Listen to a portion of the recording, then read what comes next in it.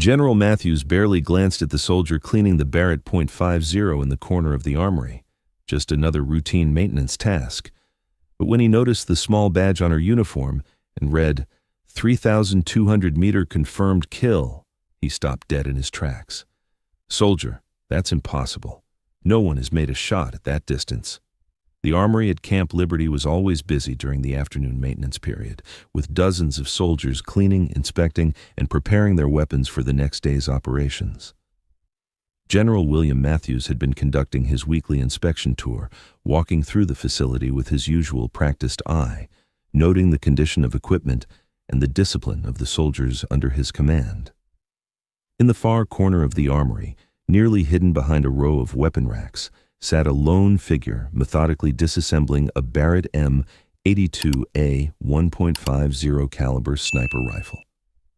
The soldier worked with the kind of precision that spoke of years of experience, each component carefully cleaned and inspected before being set aside in perfect order. Staff Sergeant Luna Ghost Valdez had been performing this same ritual every day for the past 8 months since arriving at Camp Liberty. The Barrett .50 was her weapon, her responsibility, and in many ways her closest companion during a military career that had taken her to some of the most dangerous places on Earth. Luna's approach to weapon maintenance bordered on obsessive. Every component of the Barrett was disassembled, cleaned with surgical precision, inspected for wear or damage, and reassembled with the kind of attention to detail that most soldiers reserved for pre-deployment inspections. The process took her nearly 3 hours each day, but Luna considered it time well spent. The Barrett M82A1 was more than just a rifle. It was a precision instrument capable of engaging targets at distances that challenged the laws of physics. Weighing nearly 30 pounds and firing .50 caliber ammunition, it was designed for the kind of long-range precision shooting that required not just marksmanship skills, but an understanding of ballistics, meteorology, and physics that went far beyond basic military training. Luna had been assigned to Camp Liberty as part of a specialized sniper team supporting counterterrorism operations throughout the region. Her official role was overwatch and precision engagement, providing long-range fire support for special operations missions that required eliminating high-value targets at extreme distances. But Luna's reputation extended far beyond her current assignment. In military circles where such things mattered, her name was spoken with the kind of reverence reserved for legends. Not because of her personality or leadership, Luna was quiet, almost invisible in most social settings, but because of what she could do with a rifle at distances that most people couldn't even see clearly. General Matthews had been walking through the armory with his aide, Lieutenant Colonel Harrison, discussing routine administrative matters when something caught his peripheral vision. The soldier in the corner was working with the kind of methodical precision that indicated serious professional competence, but what drew his attention was the collection of small badges and qualification pins on her uniform. Most soldiers wore the standard array of military decorations, unit patches, rank insignia, basic qualification badges that indicated their military occupational specialty. But Luna's uniform carried additional markings that General Matthews found intriguing. There were qualification badges he didn't recognize, unit patches from organizations he'd heard of but never worked with, and several small pins that indicated specialized training he couldn't immediately identify. "Carry on, soldier," General Matthews said as he approached Luna's position, using the standard phrase that indicated his inspection was routine and didn't require her to stop working. Luna looked up briefly, acknowledged the general with appropriate military courtesy, and returned to her work. Her response was professional but minimal, exactly what would be expected from a soldier focused on completing an important task. General Matthews was about to continue his tour when his eye caught one particular badge on Luna's uniform. It was small, unremarkable to casual observation, but the inscription made him stop mid-step and read it again to make sure he understood what he was seeing. 3,200-meter confirmed kill. The numbers didn't make sense. Matthews had been in the military for over 25 years, had worked with some of the most elite units in the American arsenal, and had never encountered anyone who claimed to have made a confirmed kill at that distance. The longest confirmed sniper shot in military history, as far as he knew, was significantly shorter than 3,200 meters. "Soldier, that's impossible. No one has made a shot at that distance." Luna looked up from her work, her expression showing mild surprise at the general's comment. She followed his gaze to the badge he was reading and understood what had captured his attention. "Sir, the shot was confirmed by multiple observers and recorded by Mission Command. All documentation is classified, but the engagement did occur as indicated." General Matthews stared at the young woman, who had just matter-of-factly claimed to have made what would be the longest confirmed kill shot in military history. Luna appeared to be in her late 20s, with the kind of calm demeanor that suggested someone comfortable with high-stress situations, but there was nothing about her appearance that indicated superhuman capabilities. "Soldier, I want to see your service record, and I want to understand how someone makes a 3,200-meter shot when most snipers consider 1,500 meters an extreme engagement." "Sir, my complete service record is classified above my clearance level to discuss, but I can provide general information about my training and qualifications if that would be helpful." Lieutenant Colonel Harrison, who had been listening to the conversation with growing amazement, stepped forward with his tablet. "General, I can pull up her basic service information if you'd like to review it." "Do it." Harrison accessed the personnel database and began reading Luna's basic military information. What he found was a collection of specialized schools, advanced training programs, and unit assignments that painted a picture of someone whose military career had been anything but routine. "Sir, Staff Sergeant Valdez graduated from Army Sniper School with the highest marksmanship scores in her class. She's completed advanced courses in long-range precision shooting, ballistic computation, and specialized reconnaissance.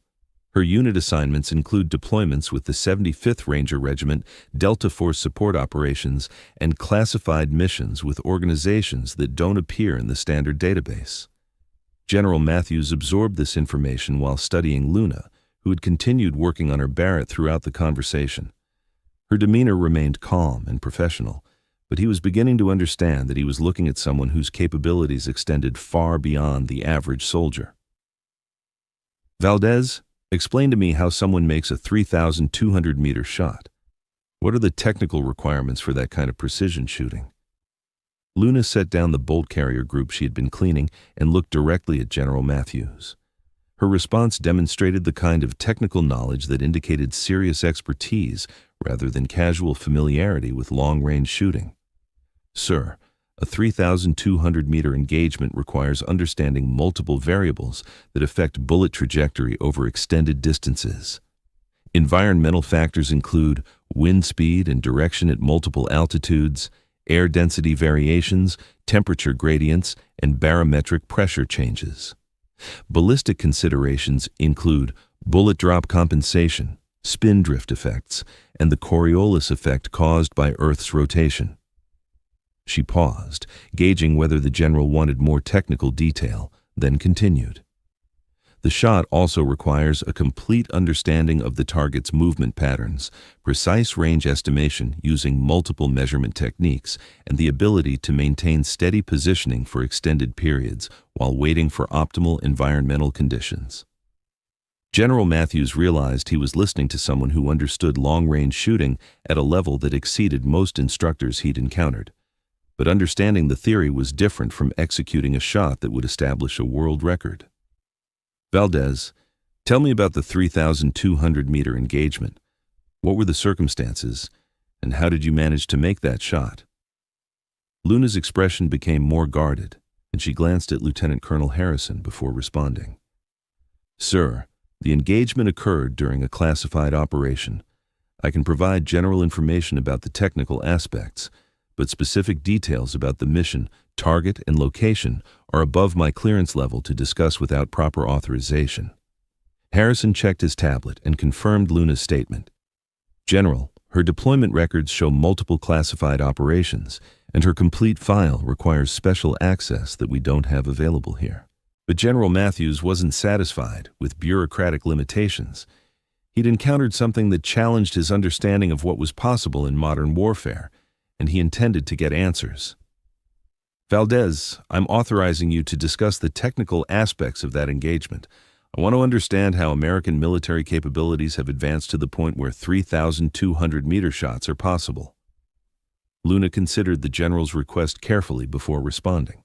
Military protocol required her to protect classified information, but discussing technical capabilities might be permissible if it served legitimate military purposes. Sir, the engagement occurred in mountainous terrain that provided the elevation differential necessary for extreme long-range shooting. The target was stationary for an extended period, allowing time for environmental analysis and ballistic computation. Weather conditions were optimal, with minimal wind variation and excellent visibility. But how do you even see a target at 3,200 meters? That's over 2 miles away. Sir, the Barrett M82A1 can be equipped with advanced optics that provide sufficient magnification for target identification at extreme ranges.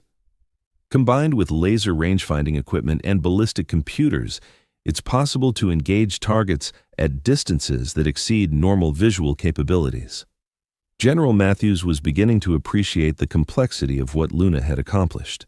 Modern technology had clearly advanced sniper capabilities beyond what he understood, but the human element, the skill required to integrate all these systems into a successful shot, was still extraordinary. Valdez, how long did it take you to prepare for that shot? Sir, the actual engagement required approximately 4 hours of preparation. This included range estimation using multiple methods, environmental monitoring, ballistic computation, and waiting for optimal conditions. The shot itself was the culmination of extensive planning rather than a spontaneous engagement. 4 hours? You maintained position for 4 hours to make one shot? Yes, sir. Extreme long-range precision shooting requires patience and careful timing. Rushing the shot would have reduced the probability of success to unacceptable levels. Lieutenant Colonel Harrison had been taking notes throughout the conversation, and he looked up with an expression of amazement. General, what she's describing represents capabilities that exceed anything I've encountered in conventional military training. General Matthews nodded, understanding that he was learning about military capabilities that existed at classification levels he hadn't previously accessed, but his curiosity was far from satisfied. Valdez, I want to see a demonstration. Can you show me what kind of precision shooting is possible with your equipment and training? Luna hesitated before responding. Demonstration shoots required extensive coordination and safety protocols, and she wasn't sure whether such a request could be approved through normal channels. Sir, a demonstration would require appropriate range facilities, safety coordination, and authorization from my chain of command. The distances involved present logistical challenges that would need careful planning. I'll handle the authorization. I want to understand what American sniper capabilities look like when properly employed. General Matthews turned to Lieutenant Colonel Harrison with the kind of expression that indicated immediate action was required. Harrison, I want you to coordinate with range control and set up a demonstration shoot. Whatever Staff Sergeant Valdez needs in terms of range distance, target systems, and safety protocols, make it happen. Sir, the longest range we have available here is 1,200 meters. If she needs 3,200 meters for a proper demonstration, we'll have to use off-base facilities or coordinate with other installations. Then coordinate with other installations. I want to see what's possible. Luna had been listening to this exchange with growing concern. Demonstration shoots were serious undertakings that required extensive preparation and carried significant responsibility if anything went wrong. Sir, if you're determined to observe a long-range precision demonstration, I would recommend starting with shorter distances to establish baseline capabilities before attempting extreme range engagements. What distance would you recommend for an initial demonstration? Sir, 1,200 meters would allow demonstration of precision shooting capabilities while remaining within the safety and logistical parameters of your current facilities. General Matthews agreed to start with a 1,200-meter demonstration, understanding that even this distance would far exceed anything he had personally observed. 2 days later, the demonstration took place at Camp Liberty's Extended Range facility.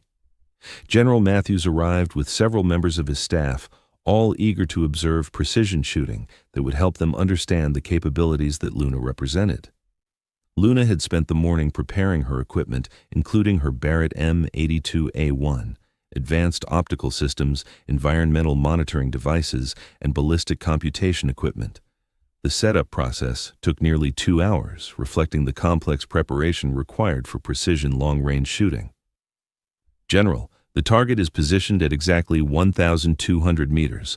Weather conditions are optimal, with minimal wind and excellent visibility. I'm ready to demonstrate precision engagement capabilities.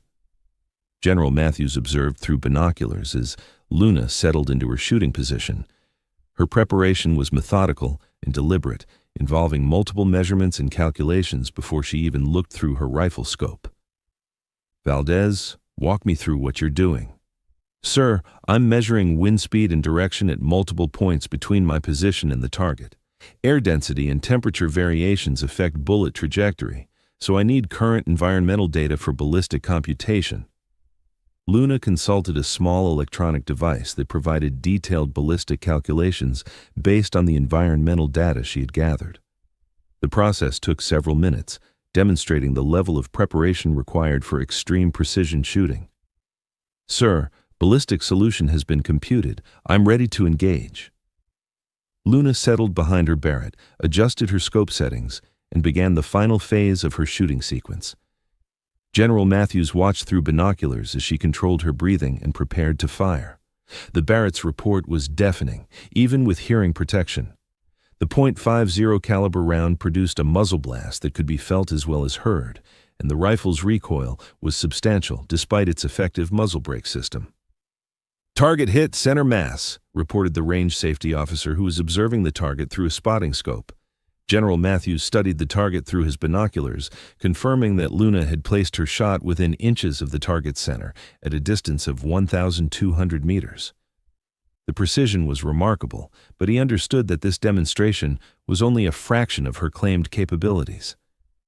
Valdez, that was impressive. But you're telling me you can make that same shot at 3 times this distance? Sir, longer distances present additional challenges, but the basic principles remain the same.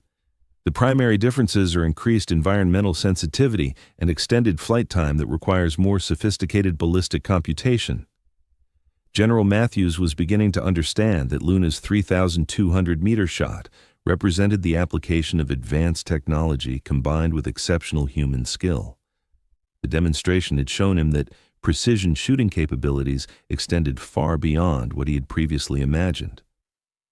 Valdez, I want to see your complete service record. All of it, including the classified materials. Sir, accessing my complete records would require authorization at levels above my clearance to discuss. Then, I'll get that authorization. General Matthews spent the following week working through the bureaucratic process required to access Luna's complete military records. What he discovered was a career that read like a collection of military legends, rather than the service record of a single soldier. Luna had been recruited for specialized training while still in basic training, based on marksmanship scores that exceeded anything her instructors had previously encountered.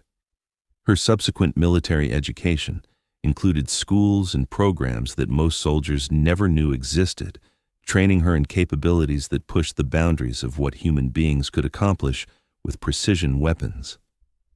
Her deployment history included operations in every major conflict zone where American forces had been engaged over the past 5 years. More significantly, her missions had consistently involved the kind of high-stakes precision shooting that could determine the success or failure of entire operations. The 3,200-meter shot that had caught General Matthews's attention had occurred during a hostage rescue operation, where Luna's precision shooting had eliminated a threat that conventional forces couldn't address. The target had been holding hostages in a location that made traditional assault impossible, and Luna's extreme long-range capability had provided the only tactical solution. But that shot was just one entry in a service record that documented dozens of similar engagements, Luna had consistently been assigned to missions where her unique capabilities provided solutions that no other soldier could deliver. "Matthews, what you've stumbled onto is one of our most valuable strategic assets," explained General Patricia Stone during a classified briefing about Luna's service record. "Staff Sergeant Valdez represents capabilities that we don't advertise because they provide significant tactical advantages when properly employed." "General, why isn't this soldier being utilized at higher levels? Her capabilities seem to exceed anything we're currently employing in standard operations." "She is being utilized appropriately. Luna's assignments are coordinated at levels that you don't normally access because her missions serve strategic rather than tactical purposes." General Matthews began to understand that Luna's quiet presence at Camp Liberty wasn't a waste of exceptional talent. It was part of a larger operational picture that he hadn't previously been aware of. "Sir, what kind of missions require 3,200-meter shooting capabilities?" "The kind of missions where failure isn't an option and conventional approaches won't work. Luna provides capabilities that can resolve situations that would otherwise require much larger commitments of personnel and resources." Over the following months, General Matthews developed a new appreciation for the kinds of specialized capabilities that existed within the military structure. Luna continued her routine maintenance of the Barrett M82A1, but Matthews now understood that her quiet preparation was part of maintaining readiness for missions that could have strategic implications.